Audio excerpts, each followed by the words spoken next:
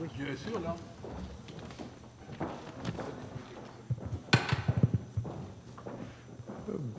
Bonsoir, Éric Reinhardt. Donc avec Comédie Française, vous avez signé un formidable tableau de notre époque et d'une génération, puisque votre héros, Dimitri Marguerite, est né en 1989.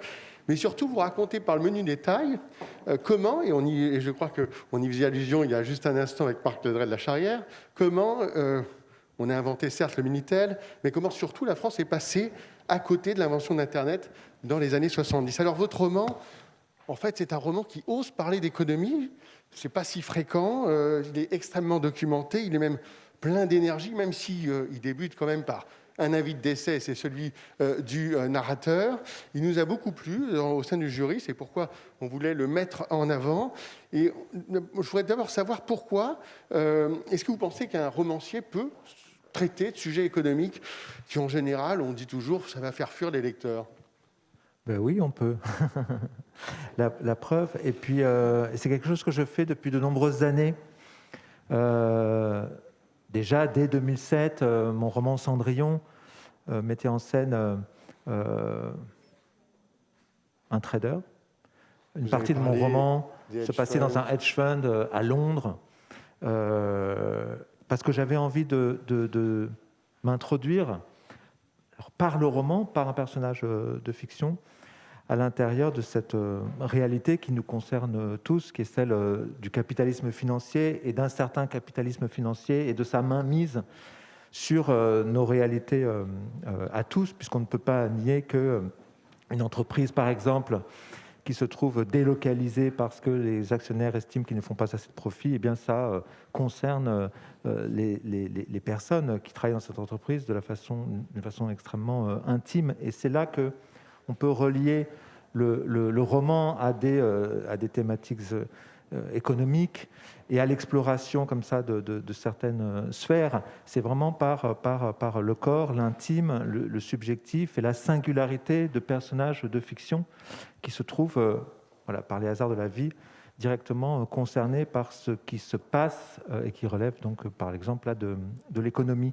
Et j'aime bien, moi, dans mes romans, hybrider, et c'est ce que j'ai fait là avec Comédie Française, mais c'était également le cas avec Cendrillon, le documentaire avec la fiction, de véritables plongées très documentées dans des milieux donnés, le monde du travail.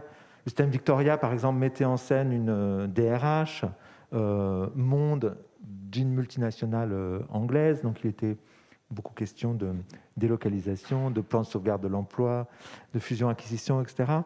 Mais j'avais envie de montrer comme ça une femme de pouvoir dans sa vraie vie. Elle a un corps, des sentiments, des émotions. Oui, et puis presque une histoire d'amour. En tout cas, il y a une sorte de grande fresque qui nous emmène de Madrid à Paris, en passant aussi par New York, mais alors le New York des années 40, donc beaucoup plus loin. Alors, dans ce roman, il y a plusieurs héros. Il y a je ne sais pas si on veut parler d'un anti-héros, mais en tout cas, il y a un personnage que vous nous décrivez qui a occupé un grand rôle dans la vie économique et financière française dans les années 70. Il s'agit d'Ambroise Roux. Vous dites de lui, c'est un industriel influent, patron le mieux payé de France pendant des décennies, écouté avec intérêt et parfois avec servilité par 3 présidents de la République successifs. Alors pourquoi, 20 ans après sa disparition, pourquoi ce portrait féroce d'Ambroise Roux ? Parce que je suis arrivé à lui par l'entremise d'une enquête que j'ai faite, parce que j'ai... mon micro ne marche plus. J'ai rencontré Louis Pouzin. Donc tout est parti de là et d'une brève que j'ai lue dans Libération il y a quelques années, qui indiquait qu'un ingénieur français, Louis Pouzin, allait être décoré par la reine d'Angleterre elle-même pour avoir été l'un des pères d'Internet. Et je me suis dit, tiens, alors là, on vient d'en avoir l'exemple avec ce livre sur les GAFA qui a été brillamment exposé par Marc Ledret de la Charrière. Les Français n'ont joué, ne jouent encore quasiment aucun rôle dans l'Internet. Et je me suis dit, c'est vraiment très, très, très étrange. Un Français aurait donc été l'un des pères d'Internet, et qu'est-ce qui s'est passé ? Et j'ai décidé d'enquêter, vraiment de regarder ce qui s'était passé. j'ai rencontré Louis Pouzin, donc en effet a inventé le datagramme, qui est la technologie sur laquelle repose Internet. Le datagramme s'est retrouvé en concurrence avec la norme X25 qui allait donner lieu au Minitel. Et donc, ce projet a été écarté, tué, étouffé dans l'œuf par l'establishment des télécoms, qui voyait l'émergence des informaticiens sur leur terrain, donc celui des réseaux de transmission de données, comme très gênante. C'était vraiment une chose comme ça. Et donc, en effet, Valéry Giscard d'Estaing, à peine élu en 1974, a coupé les crédits et a même tout à fait dissous le plan calcul et Unidata, qui était un consortium informatique européen. Et de fait, Louis Pouzin s'est retrouvé sans crédit. Le datagramme a été abandonné par les pouvoirs publics et les Américains s'en sont immédiatement emparés pour créer Internet avec le succès que l'on sait. Et il se trouve que donc je me suis longuement entretenu avec Louis Pouzin, mais également avec Maurice Allègre, qui est le haut fonctionnaire qui avait abrité les travaux de celui-ci au sein de donc les deux ont été confiés. Après, ça a été recoupé par et en écoutant le conseil d'aviser au prétendu d'Ambroise Roux, qu'il a décidé d'abandonner le datagramme.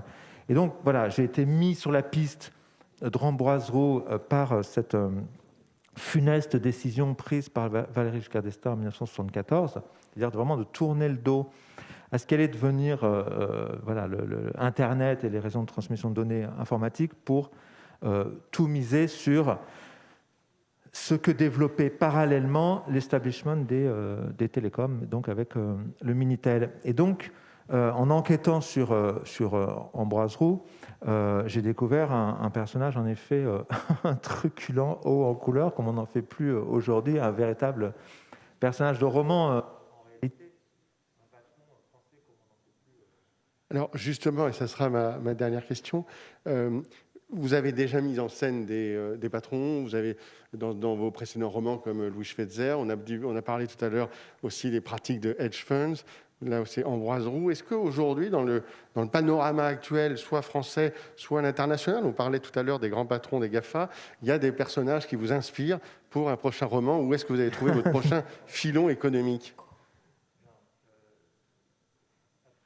A priori, non. Je pense qu'il est assez unique. Ambroise Roux est très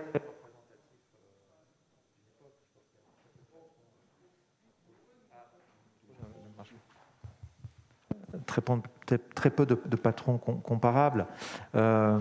C'est quelqu'un qui, dans le fond, donnait les grandes orientations, réfléchissait beaucoup à la stratégie et déléguait énormément. Donc, par exemple, il prenait 6 semaines de congés payés par an. Il allait se réfugier dans sa maison en Bretagne. Il était extrêmement cultivé, il lisait beaucoup. Un passionné du surréalisme, il possédait une œuvre de Marcel Duchamp, il faisait tourner les tables, donc il était féru de parapsychologie. Voilà, donc c'était vraiment quelqu'un de tout à fait singulier.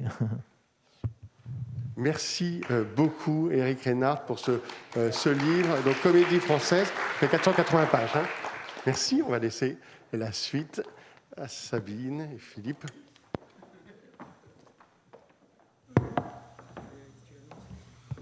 Merci beaucoup. Merci beaucoup à vous deux. On a fait une bonne transition. On a parlé économie. On a ensuite laissé la parole à un romancier. Donc maintenant, on va donner la parole à un économiste et romancier, au ministre Bruno.